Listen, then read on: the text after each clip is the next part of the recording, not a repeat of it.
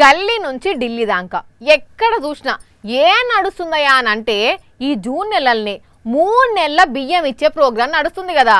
మరి మేమైతే తెచ్చుకున్నాం. మరి మీరు తెచ్చుకున్నారో తెచ్చుకోలేదో, మీ దగ్గర పరిస్థితి ఎట్లున్నదో, స్టాక్ ఉన్నదో లేదో తెలియదు. కానీ మేజార్టీ పబ్లిక్ చెప్పే ముచ్చట ఏందయ్యా అంటే చాలా దిక్కుల్లా దుకాణాలు మూసి ఉంటున్నాయి అని చెప్తున్నారు కదా. అయితే ఇక్కడ మాత్రం ఏమైందంటే ఓ ఓ అన్నా ఆగాగు, ముసలాయన నువ్వు పడేస్తావా ఏంది?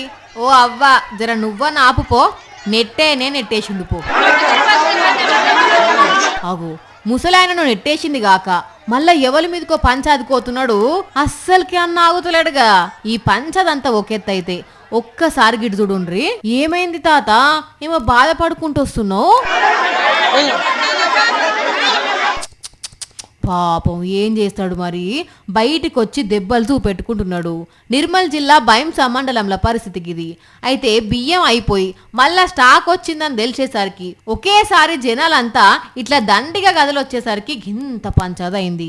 లైన్లో నిలబడి ఇట్లా కొట్టుకునే కాడికి వచ్చింది అన్నట్టు. కానీ ఒకేసారి 3 నెలల బియ్యం ఇచ్చుడు డీలర్లకు పరిశాన్ అవుతున్నది, ఇటు పబ్లిక్ కూడా లైన్లో నిలబడలేక గోస్ అవుతున్నది పోన్రి అని అంటున్నారు. ఇప్పటికే బియ్యం తెచ్చుకున్నోళ్ళు బియ్యం కోసం వెయిట్ చేసే పబ్లిక్.